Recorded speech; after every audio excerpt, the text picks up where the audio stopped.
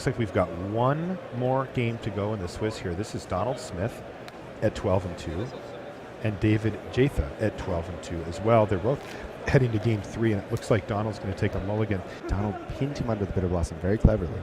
He has, and he's worked his. I mean, look at what Donald Smith has done here with 3 mana. Is that a Drooling Grudion? Drooling Grudion. Oh, it's a Palaka Worm. He had a plan. Remember that Palaka Worm he discarded earlier? Yes. Perhaps he had 2. So do you know what that was? That was Forest off the top to be able to cast that Palaka Worm. That was what he needed. Donald Smith wants to go out on his own terms here. Yep. He's going to do it. He's going to fall down. And that's it. David Jatha is our winner here. Smiles from both players. Good for them. Donald Smith, though, takes a tough loss in the last round here. A great game. Unfortunately for him, he couldn't find that 4th mana for quite a while, and that really sort of caught up to him. While David Jatha eventually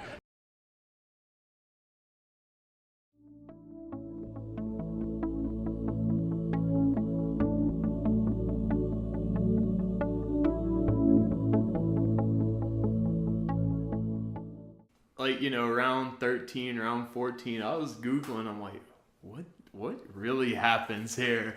And I'm looking, I'm like, damn. And then I just blurted out, I'm like, yeah, man, this is my second GP and second winning in. Just tell him straight up. He's like, oh, wow, that's pretty good. It's not so much like I didn't lose a winning and be like, oh, I'm going to top 8 the next one. I'm like, I lost a winning and I'm like, I'm going to keep doing this until it works. Just so happened it worked the next one, but was it 2 weeks later? Yeah, 2 weeks. It was so rapid fire. Like, I just practiced so much Modern Masters. I flew home, took a day to drive back to cutoff because I was from Lafayette. Took a day to drive back to cutoff and get situated. Tuesday, load up Modern, load up Affinity, and then that weekend load up Burn. It was just like the grind didn't even stop. Like, I didn't take a rest day or anything.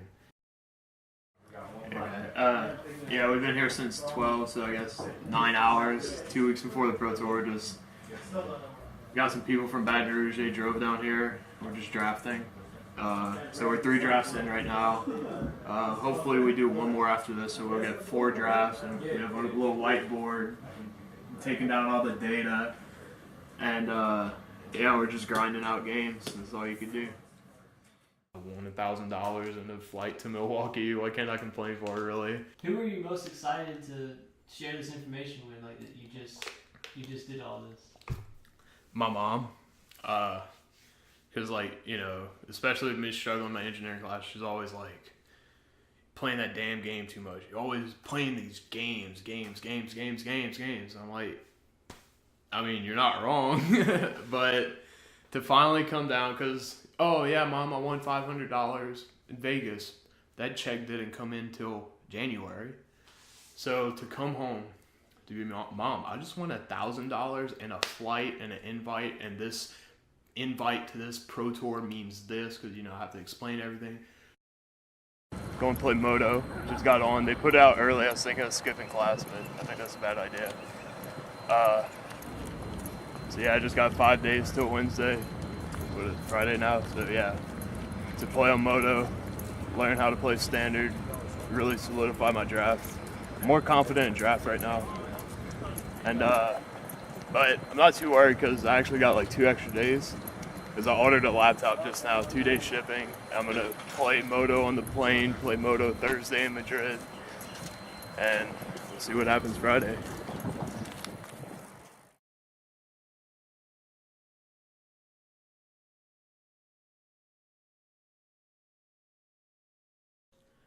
I don't know, it was probably when I walked in, sat down to draft. That's when I'm like, dang. And yeah, 6'2". Day 1? Yep. Hey man, you just need to go X3. I'm like, I guess, X3 for the next day, X5 total. I'm like, yeah, I guess. I don't really know what that means. So I end X5. And he's like, yay. That's good enough for the next one. I'm like, oh, damn.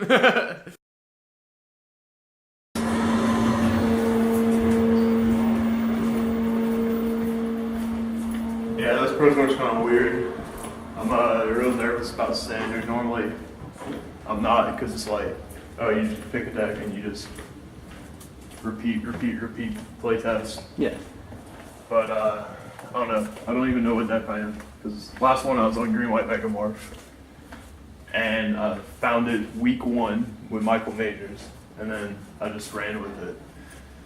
And I still don't know what I'm playing. I have a good idea. It's gonna be white for sure. I mean, I think every deck needs to be white. I'm 11-5, and errands and people are like, "Yeah, man, like you're invited to the next one." I'm like, "Cool." Then I go like, then the money prize is by standings, and so they post the standings after a while. I'm like, "I'm invited to the next one. That's awesome."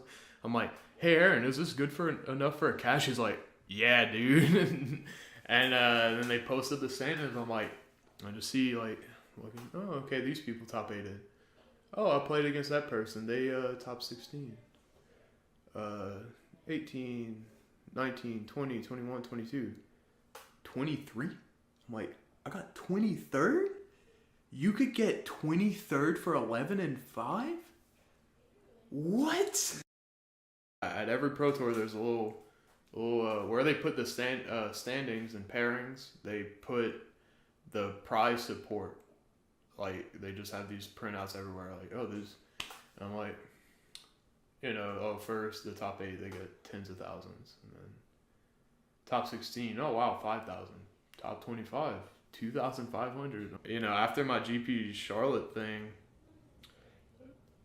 after Charlotte, Dallas, and SCG regionals, which I top 8'd that summer, I was always like, wow, I won $2,000 playing Magic.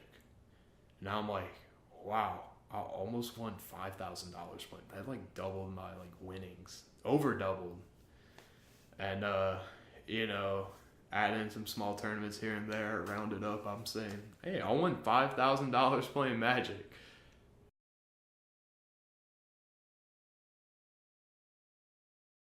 I wasn't at the Pro Tour yet. I was like, oh, cool, I got to go to RPG. Oh, Snapcaster promo. That's what I was thinking. Cool, it's cool Snapcaster. And I didn't even realize it till like after the RPTQ, like how important that tournament was.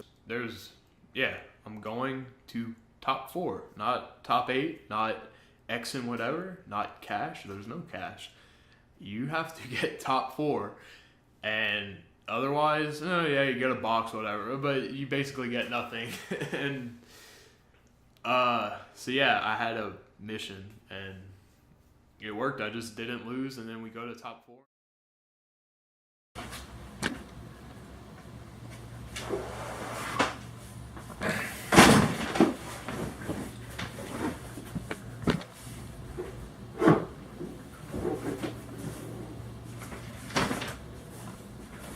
Got a few in here too, I think.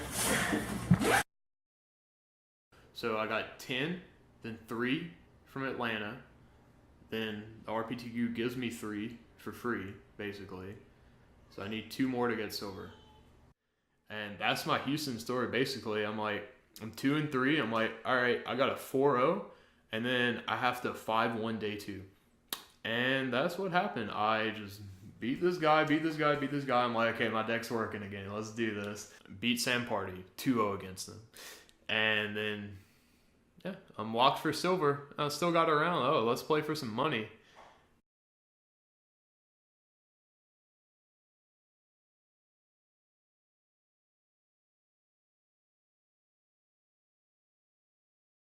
So it's funny, the GPs are actually going to be pretty hard, because I'm not like these guys that could go to like literally every GP. And yeah, I mean, okay, I'm not going to discredit anyone or anything, but you see these guys go to GPs and then they top 8 the GPs, and you're like, oh, you literally went to a GP every week. You're going to do well eventually. I don't have that luxury. I have so you get like 4 GPs to count for your pro points. So I have 1 that's a 2 pro pointer. I mean, so I need to fill up 3 GPs and then ideally improve on 1. So that's like X and 3 and better at 3 GPs. Ideally. I mean, I'm fine with 2X and 4s and 2 a little bit better. But I just need I mean, that's the thing. Like, it's not set in stone because, oh yeah, I'm set for silver, but I want more. It's really important to get more. Like, you can't really be a pro in silver. That's obviously a great starting point, but it really only qualifies me for one pro tour next season. So, and then like an RPTQ. So, you know, I don't want to keep repeating all these like breaks I have to do. I want to get gold, and then once you're gold, you're set. It's gonna be hard, but again, man, when I finished BFZ, I really like pretty soon after, like I was still in the tournament hall, and I'm like, I could do this again, and if I do it again, I mean that's basically gold, like for sure.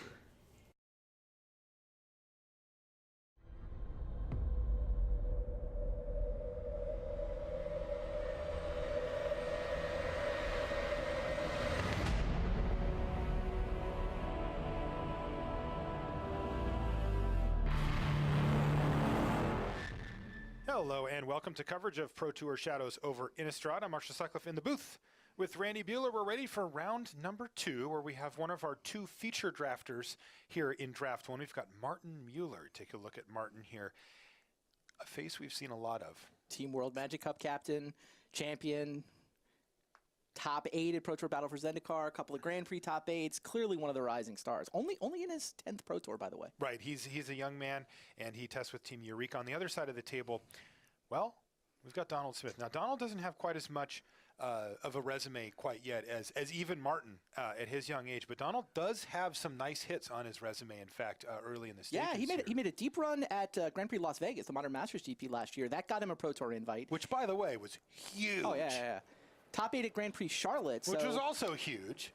The man can play some big tournaments. Yeah. Now, you know, he's got a couple of day 2s at Pro Tours, 1 money finish, 11-5 at Battle for Zendikar. Yeah, and that was his first Pro Tour as well. So he 11-5'd, ran it back the next time, ended up going 8-8 at the next one. But here he is again. So I don't know. We might be seeing a lot of Donald Smith in the future. Dueling rattle chains. That's hilarious. Okay, rattle chains.